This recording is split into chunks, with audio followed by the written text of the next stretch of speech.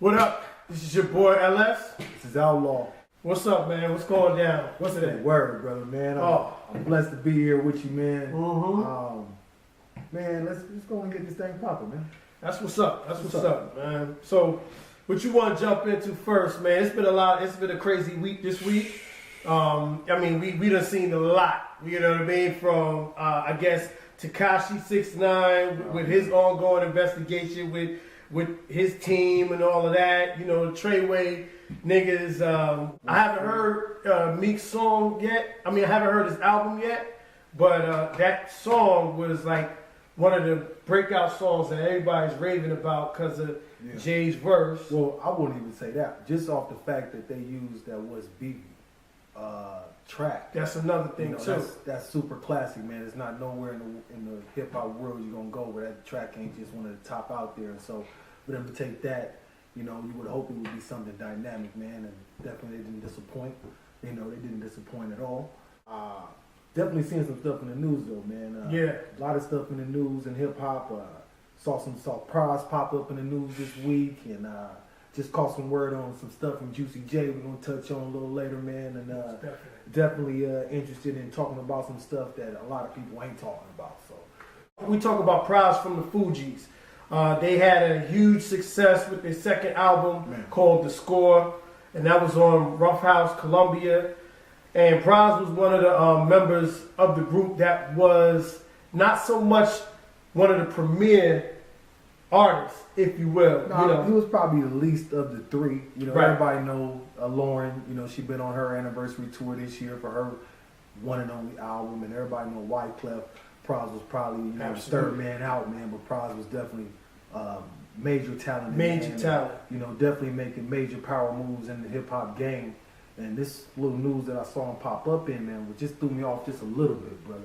Just a little bit. It's kind of politically based, and with politics the way they are right now. What I saw kind of reminded me of just some stuff that go on, you know, regular in our government, man. A lot of lobbying, but they put his name out there. My man's ain't even got an indictment. He ain't even get an indictment. Like the investigation is ongoing. Now you got the guy who he's involved with. His name is George Higginbotham. Okay, Say that, brother. Higginbotham. Higginbotham. Real white man name. Yeah. Sounds like he's related to the Foffin box, right? But you know, Pras is being investigated, you know, on money laundering, embezzlement, and bribery. You know, so it's a big scheme. And the dude Higginbotham, he pled guilty already. Yeah. You know, so Pras really ain't even got. I would say he hadn't even been indicted yet. Nothing. You know, his name is just tangled in it, and you know, we hope for the best for Pras because he is our brother in hip hop. That's number one. Number two, he's a black man, and number three, anytime somebody is a public figure, if you will, or they have some money and they're considered a minority in this country, they're not gonna get a fair shake. So if he's found guilty or whatever, we gotta chalk that up.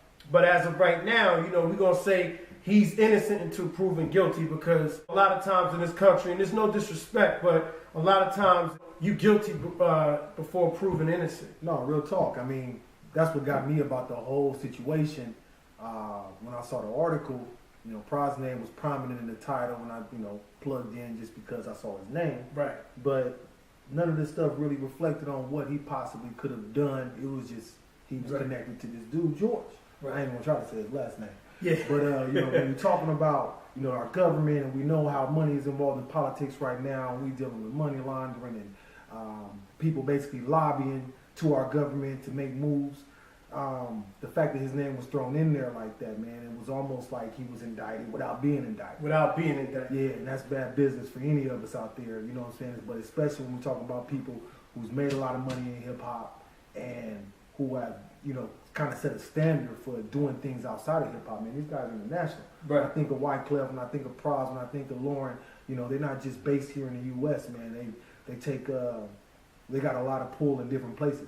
So it kind of disturbed me, man, that they put his name out there like that without having no real charges for the dude, man. And the dude, George, he's a former Justice Department official. So when you're dealing with something at that level, they're always going to figure out how to make it newsworthy. And Pras is the most famous of the two. The only reason why it was news because it was Pras. Because it was Pras. Like you say, it was a dude out the Justice Department. You see his name, so you know he's got to be known in their circles. They moving around. They talking about some refugees and some other stuff. Right. You know, no pun intended. But when you start dealing with money laundering, you start dealing with how these folks playing with their money. If there's one thing I learned from my president right now, that's just how the game go. That's just regular stuff, man. So for them to put him on blast like that and he ain't got no charges, it's just another example of how they throw black men under the bus, you know, especially a brother with money, and don't really give him the benefit, not just the benefit of the doubt, man, but just like you say, innocent until proven guilty. We hope for the best. Definitely. Second thing is we heard as far as, you know, somebody in trouble with the law is your man Tekashi 6ix9ine. Now, you know, I'm not a big fan of Tekashi, but he is one of the hottest dudes out of New York right now. Even though the kids love his music, but he's hot for wrong reasons. Every word out of his mouth is blood this and blood that. He's a lick too. No, but that's what's so crazy is that, you know, you see these guys out here and you think of them as singular, but we don't always see what's behind the scenes. Right. And, you know, we can insinuate or we can assume, but, you know, these guys been pretty bold with their actions and with some of the stuff that's been going on. Right. Not just newsworthy stuff, but even stuff that's kind of, you know, in the shadows and in the back alleys and all that. That being said, you know, we know that being a gangbanger is great marketing in hip-hop right now. That's just what it is. That's just what it is. So, you know, when you got this guy out here and he's perpetrating rather, and he find out that these guys is not just after some money, they want all the money. They want all the money. They want the stuff that come with the money, the fame, the fortune, but they not the act. So now we got a conundrum, right? You got Tekashi, he living it. He got the big money, got the fanny pack full of money, showing up in and out the Gucci store. You know what I'm saying? Talking about his beefs and putting all that stuff on blast. And now the feds watching. Now we find out, not only do we know that you're not about that life, but we found out that you perpetrated to be about that life. And your boys is really about that life. So now what do? Is we snitching? Is we PC'd up now? If you don't know what PC'd up means, protective custody for the young folks. It's a bad situation, brother. He's in a bad situation. And I look at it like this, right? They saw a bag and they got to it. That he was the bag, right? But they also was putting in that work for the kid too. And they felt if we putting in this work for him like that, we gotta at least get something out of it instead of just a little salary. I said I'm not going to the show. Why are you not going to the show? It's 60,000. Like my rate, everybody know my rate is 100K and over. That's like, no, we actually gave you way more than that. They call me and say, "Are you crazy? We just put the 80,000 front end in deposit, so it was 160. Wow. Hey. So I'm like, hold on, what? They said, yeah, are you crazy? But you know, they said, yo, the promoters, listen to me. They like, yo, the promoters just called me, gave me, look, these dirty ass fucking promoters called the people who booked me for the show, remember these dudes, and they said, yo, his mom lives at this address, gave him my address and said, if he doesn't do the show, go do something to his mother. If he don't do the show, do something to his mom. But see, that's what I'm saying. And when we're talking about entourage, you know, we think about hip-hop entourages and, you know we see with the bodyguards and the homies and all that. But for the young folks out there, for you upcoming artists, when we talking about entourage, man, we talking about having people on your team that don't just peep game, but that know game, man. Yeah, you need some muscle. You need somebody that's going to watch your back physically, but you need somebody that's going to watch your money too. You need somebody that's going to be able to read that contract. And when you're in a situation like 6ix9ine is in, where he trusting the people that he dealing with, you're already pretty messed up in the game. Right. Yeah. To have an entourage ain't always a good idea, but it ain't always a bad idea. You got to look at it like this. everybody in your entourage, you got to be able to control to a certain extent. While y'all over here doing this, they over there doing something else.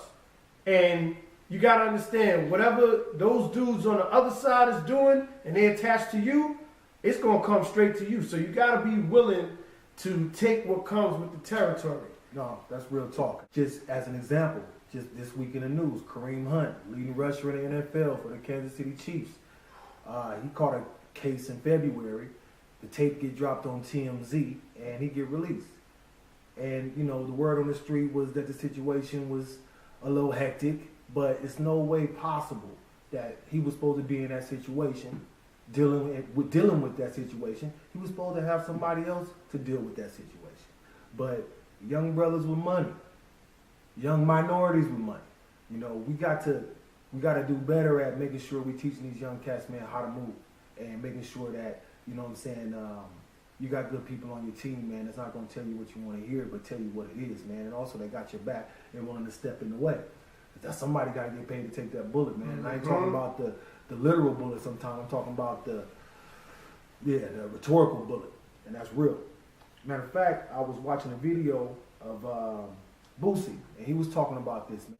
We can't be doing all this shit once you get to a certain thing, bro. Like, we can't be fucking over me, just cutting niggas in the head like I used to do and just pistol whipping niggas everywhere. You can't do that shit no more. Like, nigga, you barely get touch a nigga. You know what I'm saying? So, yeah, we need entourages. We need niggas to come fuck you up and say, I did it, Your Honor. Yeah, he said that about my, and I felt so hurt about it because I know this man a good person. I fucked him up, Your Honor. We need people like that. Man, a rapper is the most dangerous fucking job in the world. Especially if you're a rapper talking, you know, the streets, you know. It's so real what he was saying, man, and I appreciate Boosie keeping it raw, real. I wouldn't expect nothing else, man, but, you know, to all you young rappers out there, I ain't talking about having a whole bunch of homeboys on the stage, but you need to have some homeboys watching your back. You need to have some people that you can trust, man, a good lawyer, a good attorney, a good accountant, man. Matter of fact, send your girl to accounting school, man. Get like Ghost. You know what I'm saying? Do your power thing, man, and get your mind right to make sure, man, that you ain't having these type of issues. Meek Mill just dropped Champions, his album, right? On that record, he has Jay-Z and Rick Ross. The name of the song is What's Free. What's Free? And they remixed classic Biggie, What's Beat. And I mean, that, if you know that beat, you know, you got to slaughter something with that beat. I mean, especially with the caliber cats they got on this song. And Jay-Z went directly, man, to what everybody want to talk about, which is Kanye. Him and Kanye. So I know on first listen, a lot of people thought that Jay was dissing Ye. I didn't, you know, after knowing Jay-Z, you know, you want to, like you were saying earlier, you got to listen to him a couple times. So on further review, Jay-Z came out on Twitter and made sure everybody knew he wasn't dissing Ye, but definitely real dynamic with the words. And we get a possible preview, a possible introduction of Watch the Throne 2, just based off of Jay-Z dropping his verse about Kanye, man. So what did you think of this? I mean, he executed flawlessly. He's on his grown man. He's always been on his grown man. He's always was talking way over the hood. And you had to be a certain type of dude to understand him. He's talking about his businesses.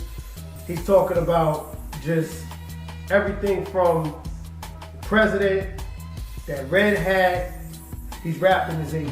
Now this, I mean, and not being the biggest fan, this is the type of rap that you want to listen to. Right. You know what I'm saying? When you hear this is, you know, keeping it not just 100, but this is giving everybody what they need. 'Cause, you know, we're breaking it down, talking about the 3/5 to, you know, bringing it back around and talking about, you know, started off without nothing, you know, nothing in our mouth. So, you know, you gotta respect that, man. So big ups to Jay-Z. Juicy J just hit off for a big paycheck.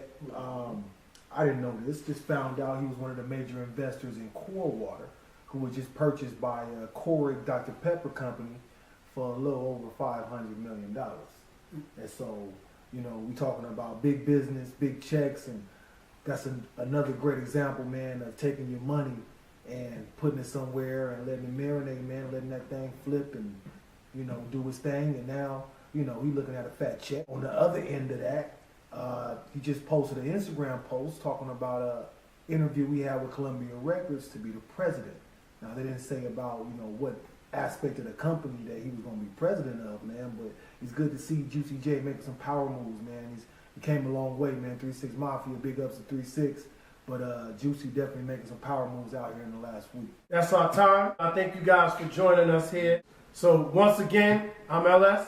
I'm Outlaw. And this is Hip Hop.